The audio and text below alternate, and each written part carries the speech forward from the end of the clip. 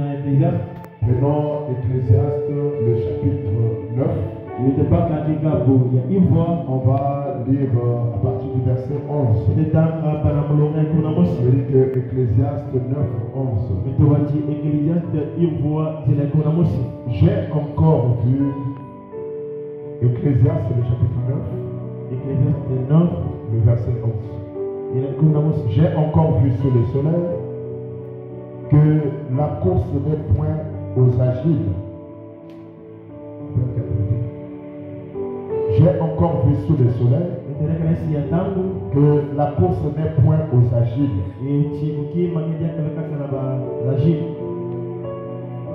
ni la guerre aux vaillants,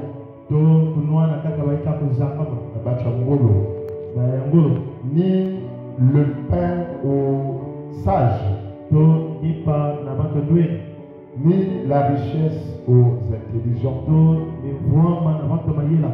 ni la valeur aux vaillants,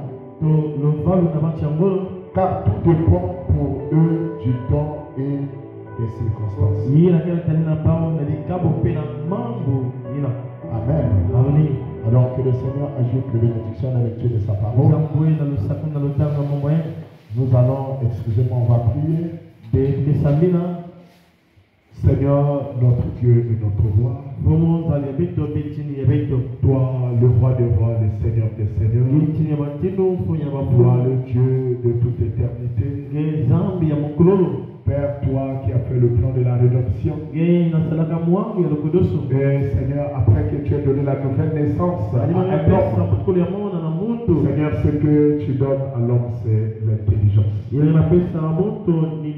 Non pas l'intelligence qui vient des hommes, mais Seigneur, l'intelligence qui vient de toi. C'est pourquoi ce soir, oh Dieu, je te prie de renouveler notre intelligence selon l'homme intérieur. Et que Père bien-aimé, en écoutant ta parole, que nous puissions l'écouter selon l'homme intérieur et que cela puisse changer nos vies.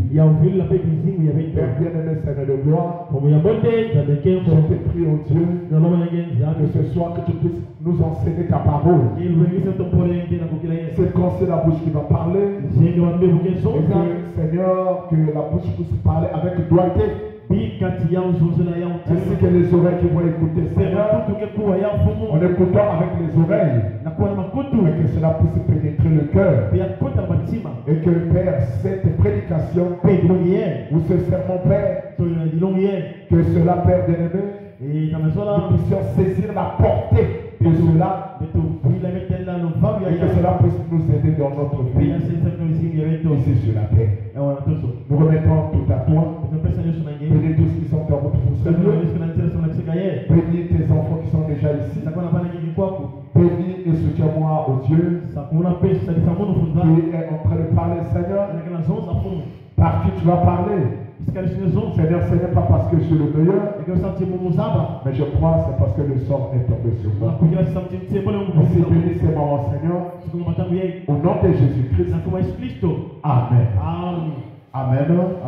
Que le Seigneur vous bénisse une fois de plus. Nous avons lu ici dans le livre d'Ecclésiaste. Et dans ce livre d'Ecclésiaste, Ecclésiaste est en train de parler. Il était un sage. Il dit, j'ai encore vu sous le soleil que la course n'est point aux agiles, ni la guerre pour les vaillants. La course n'est pas seulement pour les agiles. Et rien qu'en parlant de ça, je me souviens quand on était enfant, il y avait un dessin animé là où on voyait l'autre là, la course. Et cette course, je crois que c'était un chacal comme ça qui courait avec la tortue. Mais bizarrement, à la fin de la course, la tortue a gagné la course. Vous allez vous poser la question, mais comment il pouvait pouvais gagner. Oui, pourtant c'est impossible. Mais le problème ici c'est quoi? C'est que le chacal, quand il était en train de courir, Amen. Quand il était en train de courir, il courait et laissait la tortue loin. Après il dit non, je veux un peu l'attendre. Il reste là, il attend. Il dort un peu. Après il se réveille. Dès que la tortue est encore à côté de lui, il commence à courir ensemble avec la tortue comme ça. Tout, au lieu de courir, il est seulement en train de courir sur une place. Mais la tortue faisait des efforts. Et à un moment, il dit non, je vais d'abord le laisser. Il arrive très loin. La tortue est arrivée proche de la ligne d'arrivée. Et lui, il était resté loin. Il avait tellement, il croyait tellement à sa vitesse. Il a couru de là où il était. La tortue voyant la ligne d'arrivée qui était proche, il a multiplié les efforts. La tortue, les pieds sont devenus longs. Au lieu de courir comme ça, la tortue commence à courir comme ça. Mais à la fin, la tortue a traversé la ligne d'arrivée. Et le chacal qui court bien. Amen. Il n'a pas pu arriver à la ligne d'arrivée à temps. Et la tortue est sortie premier. Il a reçu le trophée. Amen. Et quand je lis Ecclésiaste, il dit j'ai encore vu sous le soleil que la course n'est point aux agiles. Ceux qui courent vite, tu peux courir vite, mais tu peux te comporter comme ce chacal-là. À la fin, tu ne vas pas sortir premier. Est-ce que vous comprenez cela? Et on dit la guerre aux vaillants. Il y a des gens qu'on connaissait très fort, mais à la fin, on les a tapés. Ils n'ont pas pu gagner la guerre parce qu'ils croyaient tellement être forts. C'est un peu ce qu'on est en train de voir là en Ukraine. Qui croyaient que la guerre de l'Ukraine aujourd'hui va arriver, je crois, et là, je ne sais pas si ils sont déjà aux 780, je ne sais pas, 89 ou 87 jours. La Russie disait que je vais prendre l'Ukraine en 3 jours. Pourquoi? Parce qu'il regardait ses armes et la puissance qu'il avait. Malheureusement, aujourd'hui, ça fait beaucoup de mois. Ça fait beaucoup de mois. Amen. Une année, tu as combien de mois? Et combien de jours? 366 jours. Aujourd'hui, la guerre là, ça fait plus de 700 étés. Je vois donc ça fait déjà plus d'une année. Vous voyez que ça va, ça dit que ça est en train de se tondre. Et donc, Ecclésiaste a raison. Il dit que la guerre aux vaillants, ni la paix aux sages. Quand tu es sage, là, agis comme ça, je vais faire ceci, j'aurai la paix. Il dit la richesse aux intelligents. Alléluia. Je suis tellement doué dans mon domaine. Je suis doué. Ça veut dire que je serai riche. Fais attention. Amen. Ne compte pas sur ta sagesse. Ne compte pas sur ta sagesse. Il dit ici, ni le pain aux sages, ni la richesse aux intelligents. Ne compte pas sur ton intelligence. Mais compte sur l'intelligence de Dieu. Parce que Dieu, si tu te confies sur son intelligence, amen, tu ne seras jamais confondu. Et tu ne seras jamais confus. Ni la faveur aux savants. Car tout dépend pour eux du temps et des circonstances. Le maître des circonstances, c'est Dieu qui est le maître des circonstances. C'est lui qui est le maître des temps et des circonstances.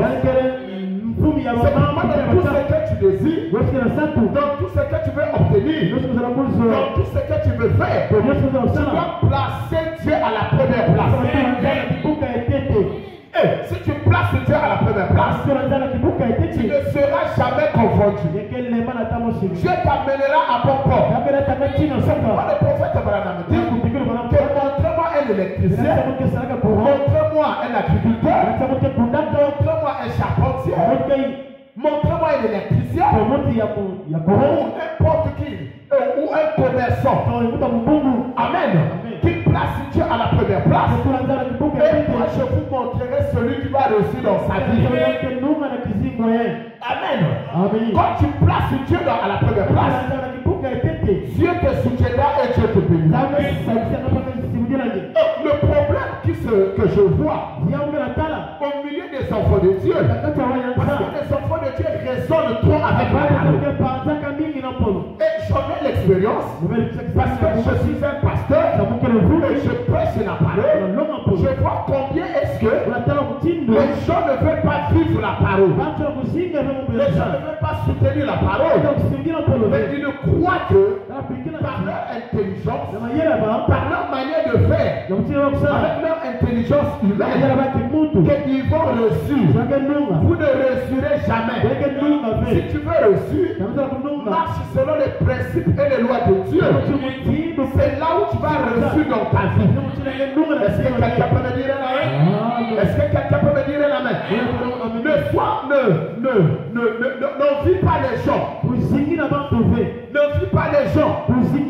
Amen. Sur la terre, tout le monde n'a pas les mêmes chances. Non. Tout le monde n'a pas le même temps. Tout le monde n'a pas les mêmes talents. Tout le monde n'a pas la même mission. Amen. Mais nous tous, nous avons la même grâce. Parce que la grâce, c'est Dieu qui la donne. Et Dieu ne fait exception de personne. Tout le monde, Dieu les a placés sur la terre. C'est Dieu qui nous a placés sur la terre. Amen. Tu vois, il y a des gens, tu les trouves, tu dis, ah, c'est les chanceurs. Partout là où il va là, les portes s'ouvrent. Tout ce qu'il fait, c'est qu'il prend seulement comment on appelle, quand il prend une planque de manioc, il jette là, ça produit. Ça sort. C'est comme on dit, la chance du planque de manioc. Parce qu'il y a des plantes, il faut vraiment que tu fasses beaucoup d'efforts avant que ça sorte. Mais le manioc, c'est la plante quand vous la jetez. Il suffit que le bout rentre dans le sous la terre. Vous verrez que ça va donner. Donc il y a des plantes qui sont compliquées. Vous comprenez cela? Il y a des gens aussi qui sont comme ça. Ils ont une chance terrible.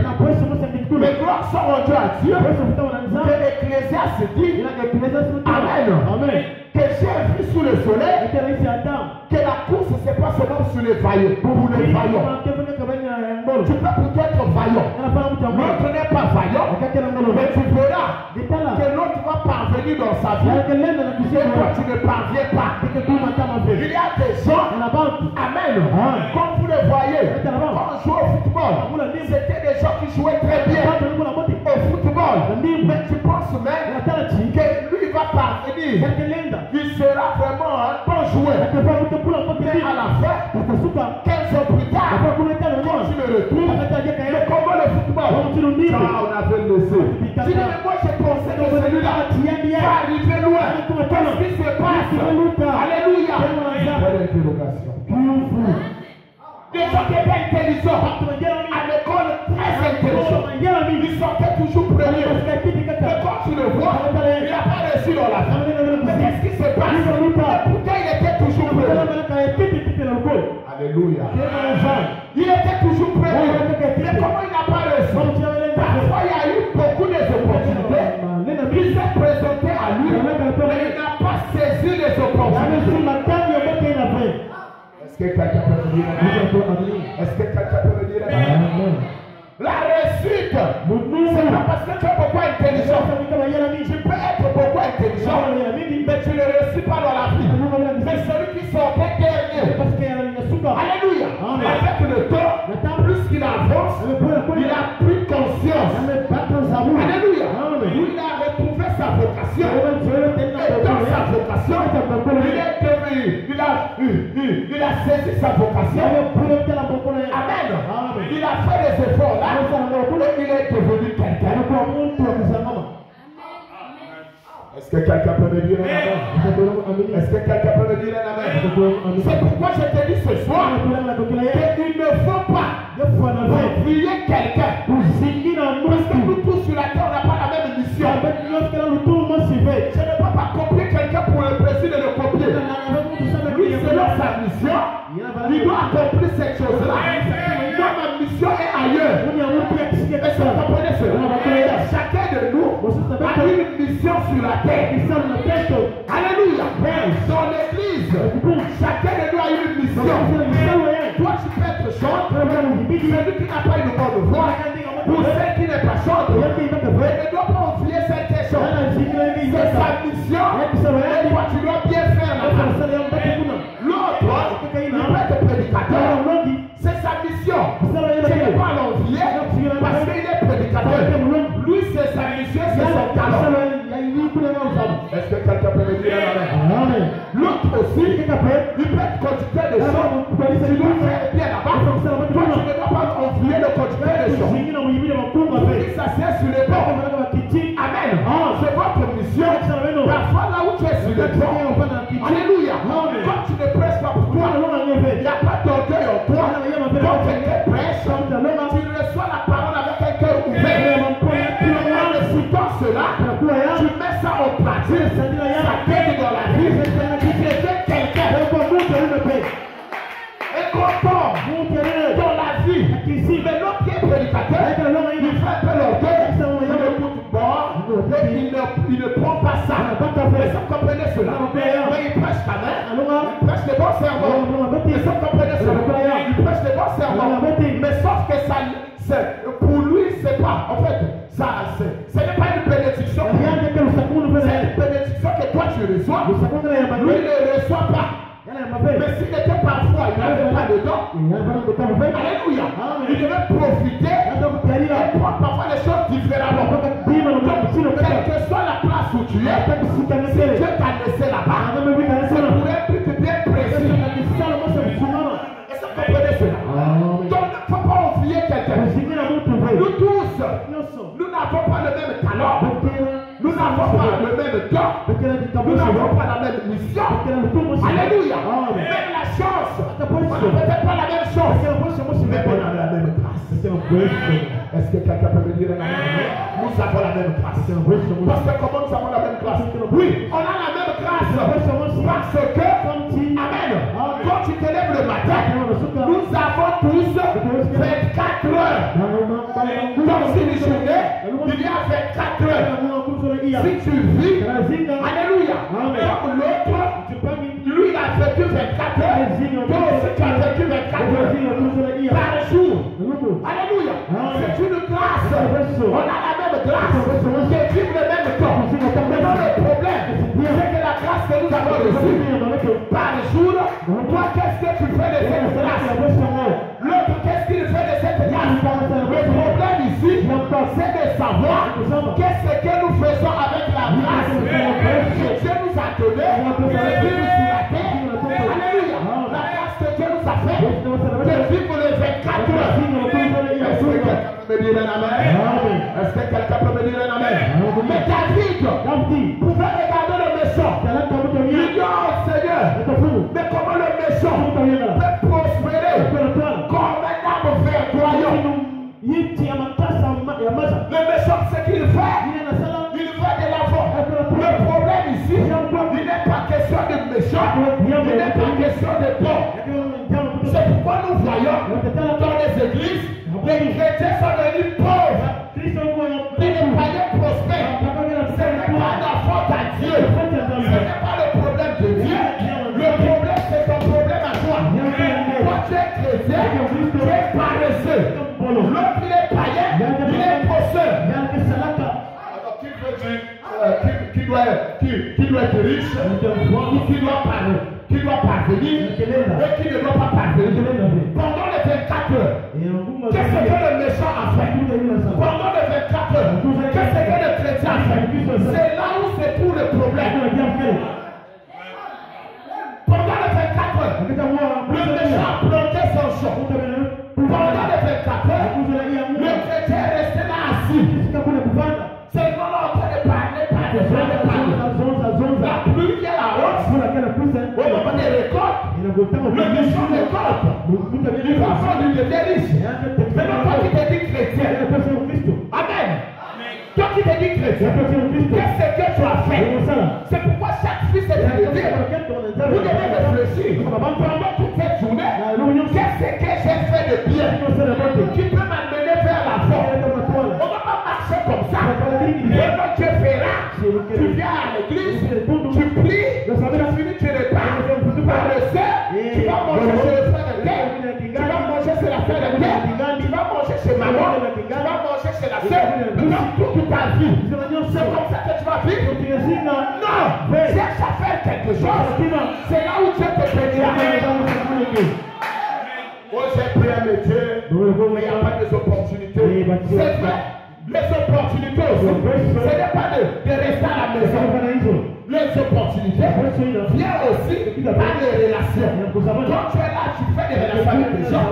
Par ces relations-là, alléluia, les opportunités peuvent s'ouvrir. Tu as vu quelqu'un quelque part dans un restaurant, je ne sais pas où, moi qui n'étais déjà d'une société. Mais tu vas dans la société, vous avez parlé tout et bien. Tu as vu dans cette société, c'est le DG. C'est le comment ça va? Mais qu'est-ce que je vais faire? Moi, je vais te poser le dossier. Alors, cherche aussi ce profil.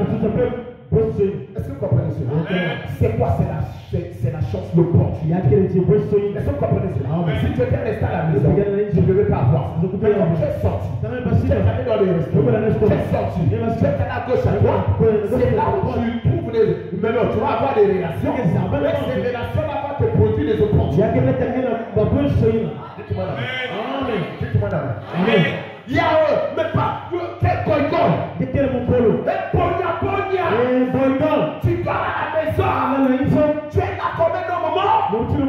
Alors que tu vis. Non. Ça ne marche pas. Est-ce que quelqu'un peut me dire un amen? Est-ce que quelqu'un est béni? Non, on peut être béni là. Yes. Le problème, c'est que qu'est-ce que tu fais pendant tes 24 heures? Qu'est-ce que tu fais? Regarde un peu la manière que les gens se font. Aujourd'hui, on est méconnu. On est en train de donner l'enseignement qui peut bénir quelqu'un. Toi, tu n'es pas là. C'est une opportunité de venir à l'église. Là, quelqu'un a médité la parole. Toi, tu viens seulement écouter, tu vas te dire. Mais tu fais quoi? Tu restes dans la maison. Tu es dans ma chair. Tu peux me suivre dans la vie. Non. On ne réussit pas comme ça. Amen. Et je dis que les opportunités, c'est vrai. Tu peux dire que je ne trouve pas des opportunités. Non. Il y a toujours des opportunités. Il y a des endroits là où il y a des opportunités. Mais toi, tu n'arrives pas à saisir ces opportunités. D'abord, avoir ces opportunités. Deuxièmement, à les saisir. C'est pourquoi, quand quelqu'un est né de nouveau, la première des choses que Dieu fait, Dieu renouvelle son intelligence. Quand ton intelligence est renouvelée, amen, quand les opportunités se présentent, tu vas les voir. Mais même quand tu as vu ces opportunités, tu ne dois pas les laisser passer. Tu dois saisir ces opportunités. Parce que tu peux voir des opportunités, mais si tu ne les saisis pas, cela ne te fera aucun bien. Il y a des gens qui n'ont pas saisi les opportunités. Depuis des années plus tard, quand ils ont regardé, c'était devenu leur vie. Et cette opportunité-là, par rapport au temps qu'ils ont fait, il y a, j'avais manqué cette opportunité. Et si tu continues de manquer des opportunités, un jour, tu vas mourir pauvre, malheureux, parce que tu as laissé passer les opportunités. Est-ce que quelqu'un peut me dire Mais en dehors de ça, même si les opportunités Ne se présente pas. Tu peux créer des opportunités. Un chrétien, c'est un créateur. Tu peux créer des opportunités. Est-ce que quelqu'un peut me dire la main? Est-ce que quelqu'un peut me dire la main? Où les opportunités ne se présentent pas. Je puisse travailler dans une société. Mais c'est pas un problème. Crée ta propre société. Est-ce que vous comprenez ça? Tu crées des opportunités à toi-même. Oh non, c'est pas de. Non, ça c'est pas une excuse. Mais comment c'est des liens? Même avec un lien, tu peux toujours créer quelque chose. Est-ce que quelqu'un peut me dire la main?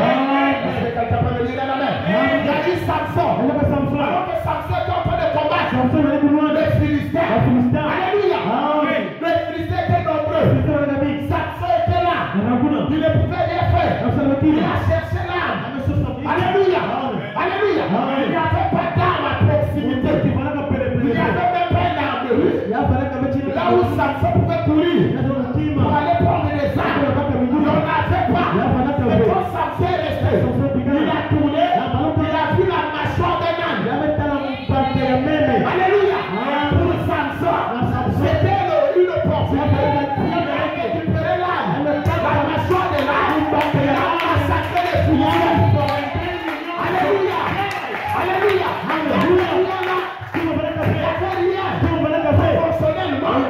La mâchoire d'âne, c'était pas là, c'était pas une arme. Est-ce que vous comprenez cela?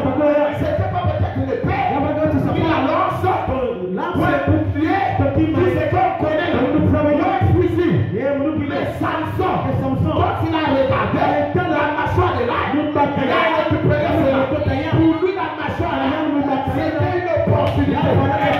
Frère, ma soeur, là où tu penses, c'est derrière, il y a toujours une opportunité pour toi. Le problème, c'est parce que tu t'imagines des choses. Tu es en train de t'imaginer des choses. C'est pourquoi tu n'arrives pas à voir des opportunités, à les saisir, pour changer le cours de ta vie. Mais à partir de ce soir, alléluia, à partir de ce soir, alléluia, que Dieu vous ouvre les yeux, de voir les opportunités. À partir de ce soir, alléluia, que Dieu renouvelle votre intelligence, saisir les opportunités, alléluia, et changer ta vie. Que cela soit ton partage ce soir. Que cela soit ton partage ce soir. Change ta vie ce soir. Alléluia.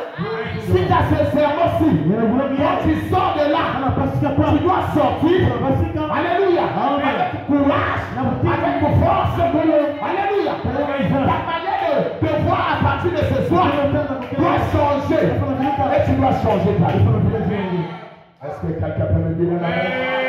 Est-ce que quelqu'un reçoit quelque chose? Alléluia. Alléluia. Il faut toujours quelque chose. Le problème, c'est parce que les gens veulent, ça y attendre tout. Non, il faut qu'il y ait quelque chose pour que quelque chose arrive. Frère Branham, je l'avais donné la promesse. Alléluia. Que les Écritures devaient s'accomplir dans sa vie. Alléluia. Mais qu'est-ce que Branham a fait? Il est arrivé à la montagne. Alléluia. Avant d'être enlevé dans l'église, il a pris la pierre. Est-ce qu'il prend la pierre? L'explosion. Les pierres ont pris la forme de la pyramide. Alléluia. Il a fait quelque chose pour que quelque chose soit. Même Jésus. Alléluia. Pour multiplier le vin. Il a pris le vin. Il était là. Il a pris l'eau. Alléluia. Il y avait quelque chose, l'eau qui était là. Il a changé ce taux-là en vin. Alléluia. Il y a eu 5000 personnes. Sans compter les femmes et les enfants. Alors qu'ils étaient affamés. Qu'est-ce que Jésus a fait? Il a dit un enfant qui a des pères. Alléluia. Ça me parle fort. Ça me parle fort. Ça me parle. Alléluia. Est-ce que ici dans cette église, il n'y a pas quelqu'un là qui a 5 pains? Il y a c'est traité à 3%. Y a-t-il pas quelqu'un qui est caché dans tes mains? Caché dans tes mains. Y a-t-il pas quelqu'un qui peut se lever et changer la donne? Changer les choses. Y a-t-il pas quelqu'un? Jésus a dit, alléluia, il y avait un enfant, il y avait 3 poissons, il y avait peut-être 2 pains, il a amené ça ici, on a amené ça, Jésus a multiplié cela. Il faut qu'il y ait quelque chose, et que quelque chose arrive. Les gens veulent le cadeau, ils veulent rien faire, cela, mais que ce soit cadeau. Non, je n'aime pas ça. Je dois travailler pour que quelque chose arrive. Je me souviens, dans l'église de Pasteur Lupanza, quand l'église a commencé, alléluia, le chef n'était pas bien là-bas et tout. Ce frère-là gagnait un salaire de 140 000. Amen. Il gagnait un salaire de 140 000. Et ce frère-là, quand il a regardé que l'église n'était pas, il y avait des choses qui manquaient. Le frère a dit non. Moi je dois faire quelque chose. Alléluia. Le frère a dit moi je fais quelque chose. Quand il a reçu son salaire, il n'est même pas parti dire à sa femme. Il a pris 80 000. Il a acheté des chaises. Il a acheté des trucs. Il a amené à la maison. À la maison de Dieu. Dans l'église. Et une fois, il a dépensé ça. 140 000. Moins 80 000. Lui restait 60 000. Il a amené 60 000 à la maison. Il dit chérie les gars. Je dis mais qu'est-ce qui s'est passé? Quand tu t'as passé cette action-là. Il dit non chérie. C'est vraiment quelque chose qui est monté de mon cœur. Que je devais faire ceci. Alléluia. À l'église. Je crois que ça venait des discussions. Je crois que madame a dit beaucoup de choses. Alléluia. Même dans son cœur, pour payer la maison. Les enfants doivent se nourrir. Faux. Mais lui, il a regardé son cœur. Ce que Dieu avait dit dans son cœur. Ce frère-là, il a fait ça. Il a dit le nom de ma partie à Dieu. Je laisse tout entre les mains du Seigneur. Alléluia. Je laisse tout entre les mains du Seigneur. Il a tout laissé entre les mains du Seigneur. Quelques temps plus tard, c'est sûr que le mois était difficile pour lui. Et le mois qui venait là, je ne sais pas s'il est rentré dans les têtes. Comment était sa vie?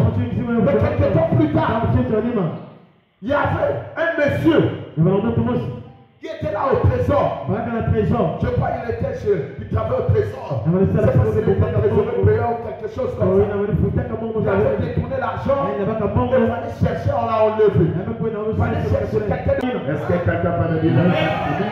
Est-ce que quelqu'un peut me dire Amen? Il y a aussi l'opportunité sous forme de défi. Alléluia. Revenons d'abord sous la forme du chaos. Alléluia. Jacob, c'était le chaos. Il a tellement menti. Il a volé les droits de l'Est de son frère. Il est parti chez Laban. Arrivé là-bas chez Laban. Amen. Il a aussi menti encore. Il a escroqué. Il a escroqué son oncle. Alléluia. Alors que son oncle a dit, les animaux vont sortir t'acheter. Ça c'est trop ça. Et c'est bien ce pour moi. Lui comme son nom d'abord Jacob, signifie usurpateur. Qu'est-ce qu'il a fait? Il a compris que les animaux, les bébés qui sortaient t'acheter, ils mangeaient l'herbe là. Qu'est-ce qu'il a fait? Il est parti pour quand les animaux étaient en chaleur. Il prenait ça, il mettait ça dans l'eau. Les animaux buvaient ça. Et quand il mettait pas, le brebis sortait avec les tachetés. Et à la fin, il s'est voyé beaucoup de brebis. Quand son oncle a compris ça, alléluia. Quand il est parti, on l'a poursuivi. Là, il y avait son oncle qui venait pour venir lui faire du mal. Il a rencontré avec son frère Esaü. Il venait aussi pour lui faire du mal. Il est tombé d'un chaos. Alléluia. Mais qu'est-ce que Jacob a fait? Jacob a cherché l'opportunité. Il a sorti du chaos. Jacob est monté à la montagne. Alors qu'il était en train de prier, il a dit Dieu. Et en voyant Dieu,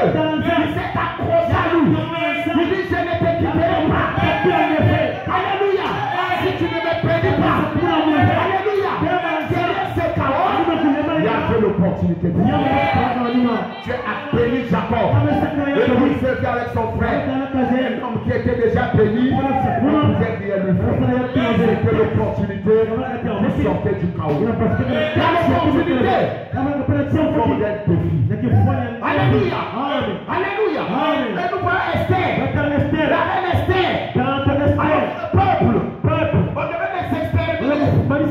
Et Esther, pendant 30 jours, ne pouvait pas rentrer dans le palais royal. Alléluia. Il ne pouvait pas rentrer dans le palais royal.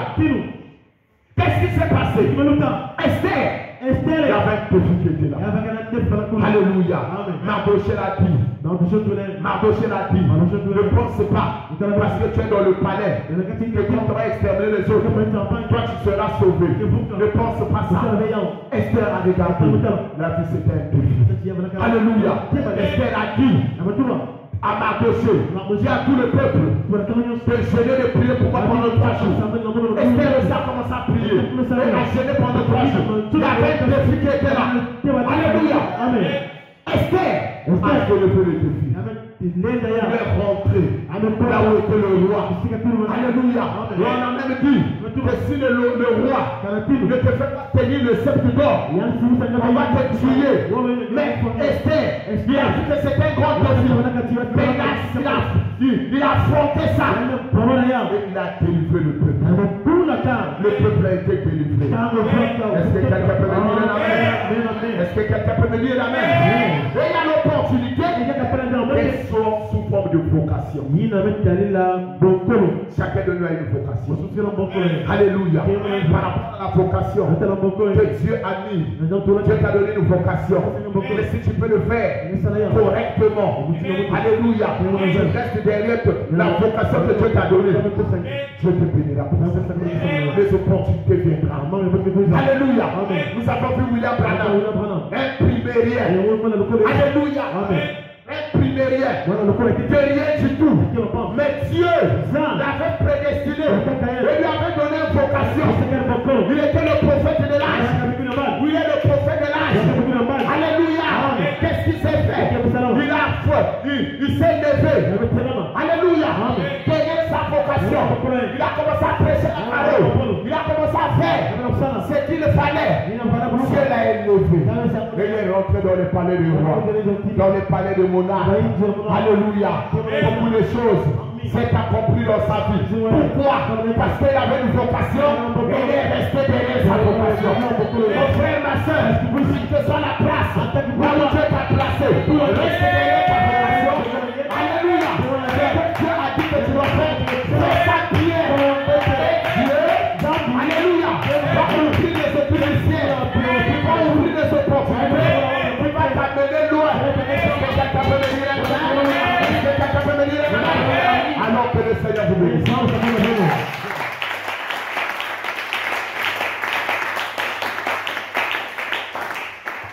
Du chaos.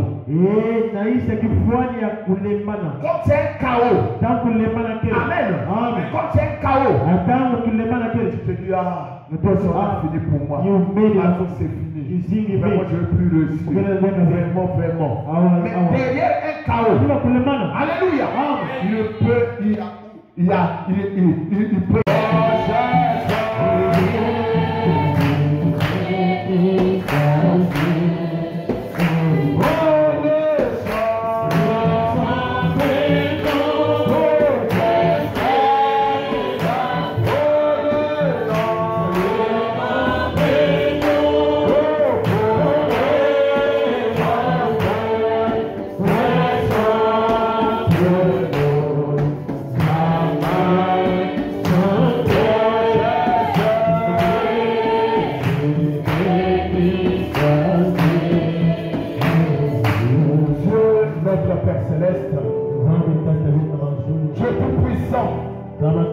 Créateur du ciel et de la terre, numérateur de tout ce qui te cherche et donateur de tout don parfait excellent.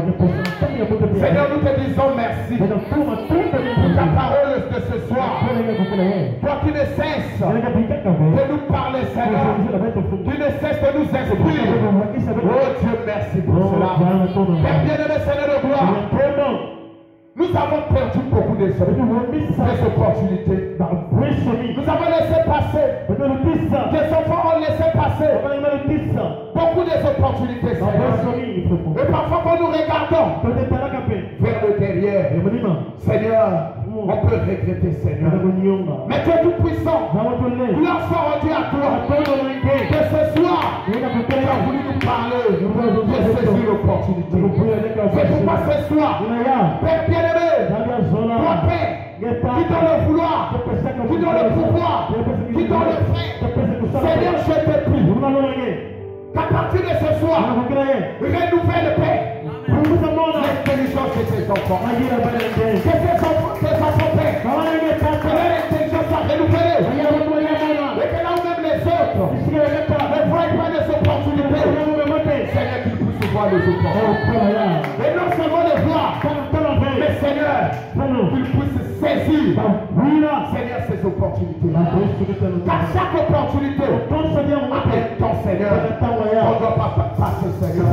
Est-ce que Dieu, pendant le temps de l'opportunité, que chacun de tes enfants puisse voir ces opportunités, puisse les saisir. Et non seulement cela, que chacun puisse créer, Seigneur, des opportunités.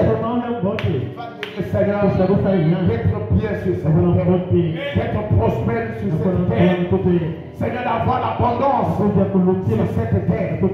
Seigneur, qu'à partir de ce serment, que la vie de la précarité, de la médiocrité, que cela cesse au nom de Jésus. Que tes enfants, Père, puissent saisir l'opportunité et qu'ils puissent vivre dans les eaux. Père, accorde cela. Père, ta parole qui a été prêchée. Seigneur, ta parole ne peut pas sortir de toi, ne peut pas revenir à toi, sans pour autant qu'il puisse s'accomplir. C'est pourquoi cette parole est sortie.